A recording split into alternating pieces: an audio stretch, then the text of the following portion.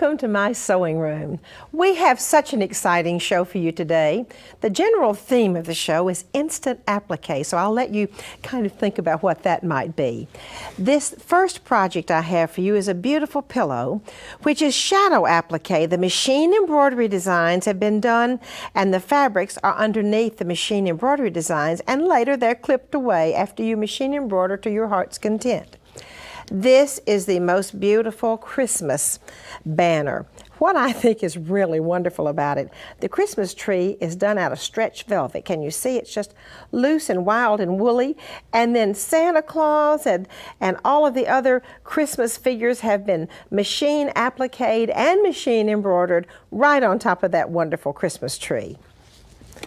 This is one of the most elegant jackets I've ever seen in my life. It has Alaskan motifs on it. The jacket is done out of raw silk and has these wonderful figures on it, and the boots and the wonderful clasps. And you know what? I really just have to show you the fish that are on the sleeves. Isn't that an interesting way to use these wonderful Alaskan motifs? Eskimo motifs, I guess we could say. An elegant, elegant outfit for evening is a beautiful jacket which has machine embroidery on the jacket, and then a really pretty camisole which has machine embroidery on the camisole. Both of these are done out of one of my favorite fabrics of all times, which is silk dupioni. Another magnificent silk dupioni dress.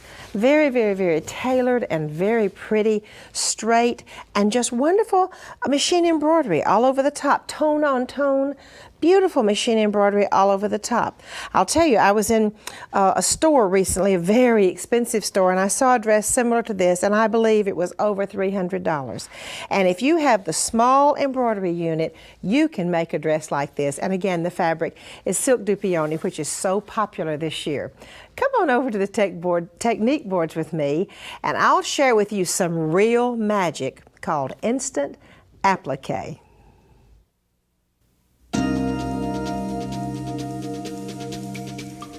Using one of the jacket patterns that we have for you for this series, Eileen has created the most incredible design, which looks as if it's applique, and guess what? It really isn't. It's kind of a way of cheating for something gorgeous. Now, the outlining for these beautiful flowers and the stems and the birds is done with a quilting machine embroidery. And then guess what she did? She colored penciled to give us our applique. This vest has another magic trick. Once again, outline, built-in machine embroidery, and then she used magic markers to get the applique. Isn't that a neat trick? Now here is what the built-in machine embroidery looks like. It has leaves and flowers, but nothing inside. Then with the magic of our computers, we put in a bird up here, and then you can even make it bigger, and this looks as if you have a large embroidery hoop, and really it was all done on just the 4x4, so it makes it look like you had a large embroidery hoop, but you don't have to have one. I'm so pleased to welcome as my guest today Eileen Roche. Eileen is editor and founder of Designs and Machine Embroidery magazine, which is one of the most incredibly beautiful magazines I've ever seen. Eileen, it is such a pleasure to have you here. Thank you, Martha. I'm delighted to be here, as always. We do have an exciting technique to show you today. Just as Martha explained on the boards, you're going to use your embroidery designs and only stitch the outlines. Many machine companies make quilting designs that are the same idea. And instead of leaving it plain, we're going to go with a colored pencil and just color in the area. And I'm going to show you how to do that right here. Now what I have done to my fabric is I've pre-washed it so that I could remove all the sizing, that comes in fabric when you purchase it. After I am done with the colored markers, I'm going to iron it so that it is a permanent finish. After it's ironed, you can machine wash it and dry it, but it will fade a bit when you use colored markers. So it gives you a very soft, very delicate look that is really desirable in ready wear. I think you see it through shadow work and those kind of things. It's not a very bold statement when you're wearing it. And I'm going to show you how to do the petals of this pretty little flower. And you can go and use two different colors. This time I'm going to go and do pink on the inside of each petal. And then I will do a little bit of highlighting with the yellow pencils. Now, I'm not an artist by any means. I do have family members that are very talented in this area, and I know she would die if she saw me doing this because she's quite talented. But you know, this is also a great technique that you can use with children. If you're trying to teach children how to do machine embroidery, many times they get really bored as they watch the machine stitch and stitch, and you have to change color so many times. This is something that is done in about 2 or 3 minutes, and then they get to touch and feel and color it into their heart's desire. Do you know, this is the most exciting project for adults and for kids.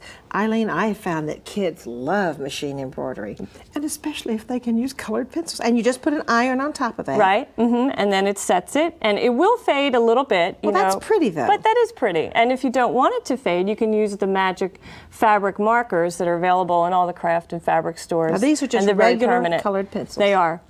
Okay, from the art store. From the art store, Okay. and they're just a really great technique, a really soft technique. Eileen, that is so much fun. Thank you so much. And next, Eileen is going to share with you how to do free motion quilting.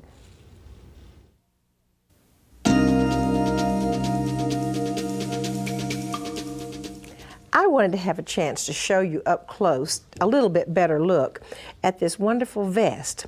Now, this is just the outlining. A lot of the companies do have machine embroidery CDs where you just have the quilting outlines.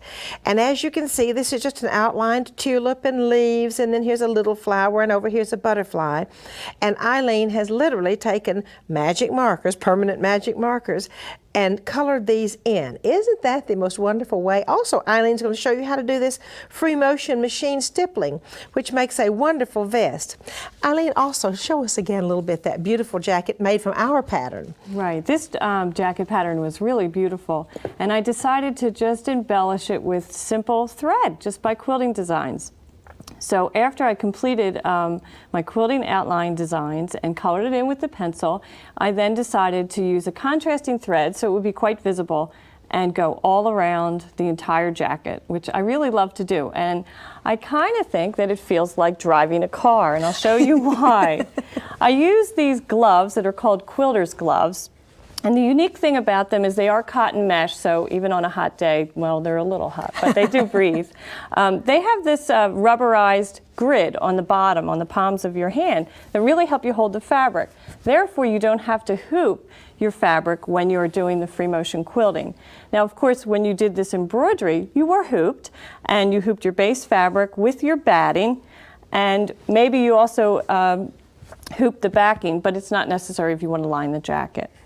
So I'm going to go ahead and put this into the machine. Now you'll notice on the machine, the foot that I have selected is the darning foot, or an embroidery foot. And I've chosen that because it doesn't sit directly on the fabric. It's going to bounce up and down just like an embroidery foot would.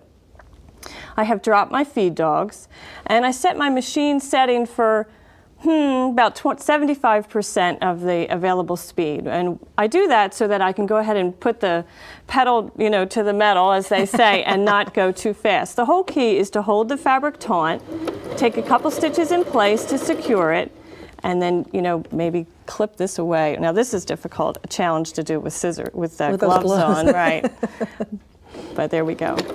Now, you are stippling when you make these tiny little curves, and you go around and around, and you work your way in and out, and as soon as you cross over, then you are meandering. Because in the quilting world, you're not allowed to cross over your stitches. You're not allowed to cross over? No, you're not allowed to cross over. Oh, absolutely. So just about all of my work is stippling. Now, I use this nice open, kind of loose, curvy design on this garment because it is a soft floral garment. But if I was using geometrics, then I would probably go and move in a very linear pattern to complement those embroidery designs that are very geometric. You can go ahead and sign your name. I'm not going to do that now, but I really have to concentrate when I do that. There's all different kinds of things you can do with stippling. I like it because it's very relaxing. I like to put music on in the room and just set the machine and go. The gloves let me relax my shoulders. I'm not all tensed up holding onto a hoop. Not all tensed up holding to a hoop when you have those gloves. Eileen, thank you so much for teaching us how to do machine stippling. Now, what did you say about meandering? And give me that one more time. Well, stippling is when you just do beautiful curves that do not cross over each other. And as soon as you cross over, you are meandering. I love it. I love it. And next we have a segment just for the kids. So go get the kids to come to the television now, called So Cool for Kids.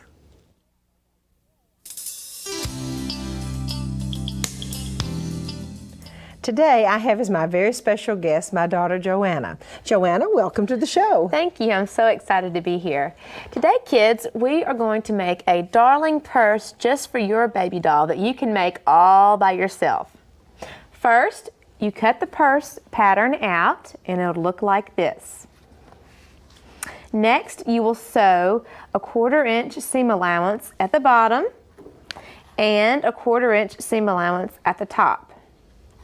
Then it is time to sew our Velcro on. The first piece of Velcro is sewn 2 inches from the bottom, and the second one you flip it over right sides together, and it is sewn a 1/2 inch from the top.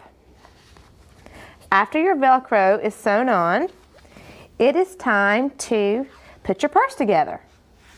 First, you just simply fold the purse in half. And all we're going to do is straight stitch all the way down the side. And after we have straight stitched down the side, we're going to scrunch it up and make a triangle. I'll do the other side for you.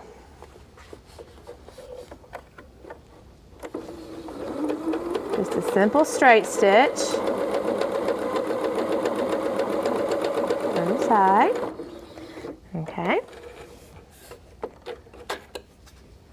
And then, of course, after you have straight stitched, you're going to scrunch it up like this. And you're going to sew your triangle.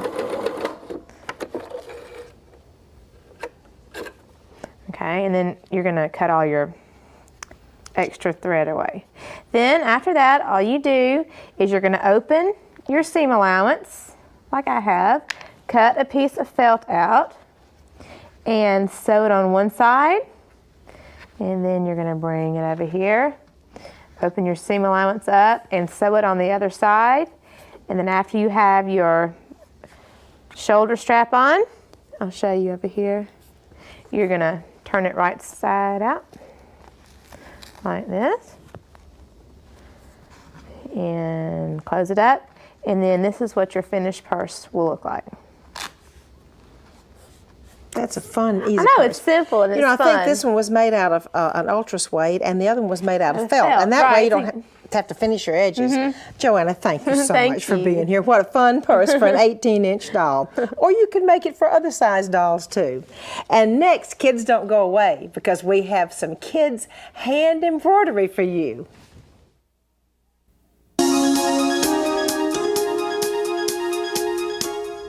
I'm so happy to have as my guest today, Claudia Newton.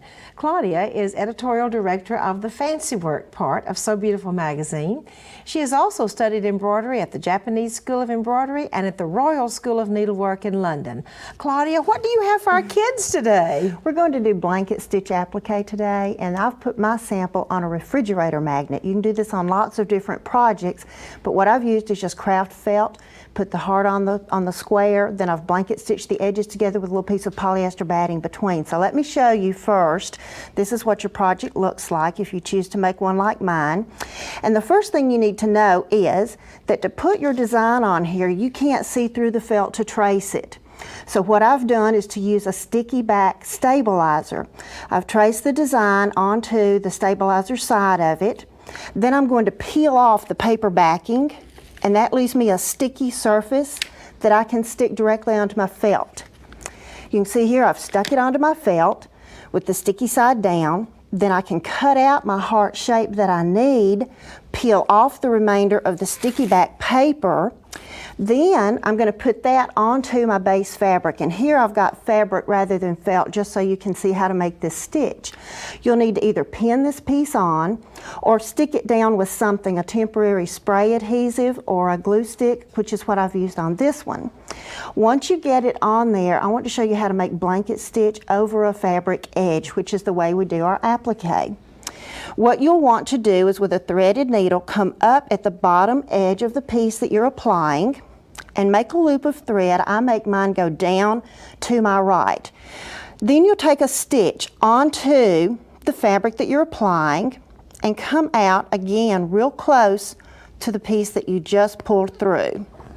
Bring the needle through the loop, and that makes your first stitch. Now that's a little short one. We're going to scoot over this time and make one further apart. Take the stitch on the applique piece, pull the needle through over that loop of thread, and this time you can see that I've got a piece of thread that goes across the bottom edge there. Let me show you one more time. Go in on the piece, out on the bottom edge, and pull it through. Now the other thing that you'll need to know about doing a heart is that we have to do corners. So when you do a point, a bottom corner, let's do the top one first because it's already threaded up and going. You'll come and take the last stitch towards that corner. Then you want to take one more into the corner. Whoops, I'm tangled up there. That's okay. Once you've made that one, you start down the other side. When you get ready to do a bottom corner, on this point you would do the same thing. You stitch to the corner, take a stitch in the corner. Let me show you with the stick. In the corner, and then you go around the other side with it. You blanket stitch the edges of the two fabrics together the same way, and that's all it takes to do a buttonhole applique. Leave a little section and push your... And I said buttonhole, Martha. This is called blanket stitch or buttonhole stitch. We interchange them. This is technically a blanket stitch. Okay. Oh, Claudia, how much fun. I love that little magnet. It was That fun. could be a special gift, couldn't it? Yes. That the kids Yes. could make for mom, Certainly. grandmother, anybody. Sure. And next, I have a beautiful, beautiful doll dress for you.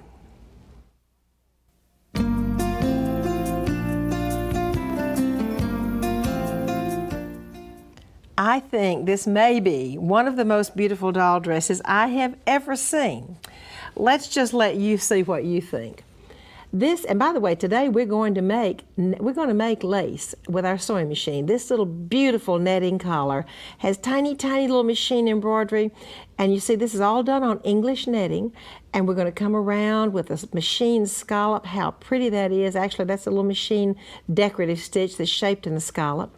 The sleeves are perfectly magnificent on this dress. Wonderful big puffy sleeves. And by the way, this dress is made out of one of my favorite fabrics, pink Nylona Swiss Batiste. Do you see the scalloped pin tucks that go around the sleeves? Ever so pretty. Then the little sleeves have purchased ribbon. Once again, we have some of this beautiful lace that you're going to make on your sewing machine. We're going to use English netting.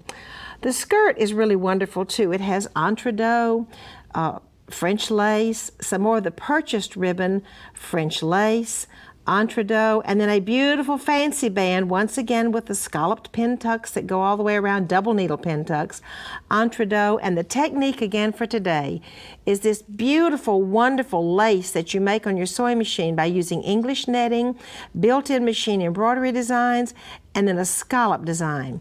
And the best part is that it's really easy to do. Let's just see how you're going to make lace like we have done on the collar of this doll dress. First of all, I'm going to use water-soluble stabilizer and a little bit of English netting, and I'm going to use a temporary spray adhesive that I glue, kind of spray down. And of course I didn't lay that exactly right, but you get the idea. I'm going to have my water-soluble stabilizer is now temporarily attached to the netting. The next step is to begin the machine embroidery. Well, after you draw your collar on, I have to do that. Draw the center and then do your first inside edge of decorative machine embroidery. Then the next step will be on the outside line I drew. I'm going to do my scalloped, and you can choose a number of different scallopy stitches built in your sewing machine. The little scallop goes all the way around, and then of course in order to finish my netting collar, my lace collar, I've just made my own lace. I'm going to come in and very carefully trim away around the scallops. Just like that, and my collar is almost finished. Now I have completely trimmed it. I have washed away my water-soluble stabilizer. The collar is finished and pressed and ready to go on that beautiful little doll dress. Let's go back and look at this collar one more time. Do you see how elegant it is to make your own lace? You can use any color you want to. And by the way, you don't have to use English netting. You can use polyester netting, but it's really prettier, I think, to use the English netting. And you too can make your own lace for your doll dress. Now then, I would like to invite you to come up to my attic with me.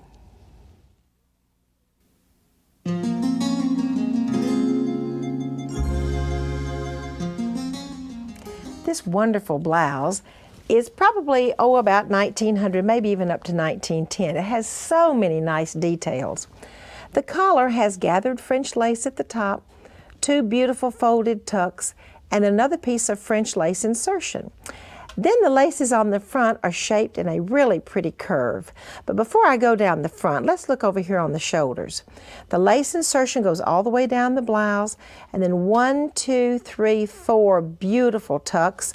These are called released tucks, and they are released actually at an angle. Now let me just pull up this sleeve. Once again, the use of tucks. And you know, on antique clothes, I guess the design treatment that is used most often, I would tell you, would be tucks. These are 1, 2, 3 beautiful, about 1/4 inch tucks, and the bottom of the sleeve has gathered lace edging. Now, with those of us that have embroidery machines, and those of us that love to hand embroider, I especially love buying vintage clothing, which has wonderful embroidery ideas. This beautiful cutwork embroidery was done all by hand, and isn't that pretty? It's kind of a heavy cut work, very beautiful. And then I have a curved piece of lace insertion placed right below the beautiful embroidery. We have more released tucks that go right underneath this curved section. Now the lace insertion goes all the way down, and you know, this mother really put one more piece of lace. This insertion that she mitered just made a really pretty front to the blouse. Now this blouse has a very tailored back. It isn't a real fancy back, but I think it's a very beautiful back. It has the tucks that go all the way, the folded tucks that go all the way up and down the back of the blouse. I have a really wonderful sewing from the heart for today. As a matter of fact, I thought I would let you look at these beautiful hand-crocheted butterflies. And let me read this letter, which I think you'll find very inspiring. I certainly did. Dear Martha, I don't know if I gave you one of these butterflies when I was in Florida at the Martha's Sewing Market, but I'm enclosing one for you and one for your daughter Joanna. I give them out to ladies I meet and ask them to pray for women with all kinds of female cancer. This is my contribution to Make a Difference Day and Sew for the Cure. I have no cancer, nor has any of my family. We've been very blessed. I just enjoy making these butterflies and giving them away. I've been doing this for about 8 years. I have no idea how many I've made and given away, but I know they're all over the world. I really hope that you like the butterflies. Love, Elizabeth Zawicki. And Elizabeth is from Waukegan, Illinois. Elizabeth, thank you so much for sending Joanna and me one of these butterflies. They're truly beautiful. And what I would like to say especially is thank you so much for making a contribution to women who have breast cancer and other types of female cancers. And I will tell you that so many women around the world are sewing not only for comfort caps and this sort of thing for victims of breast cancer, but also are sewing to raise money to donate toward breast cancer research and other types of female cancer research. Elizabeth, thanks for sharing. I would like to thank all of you for joining me in my sewing room today. I hope you've had as much fun as I have. And most importantly, I'd like to invite you back next week.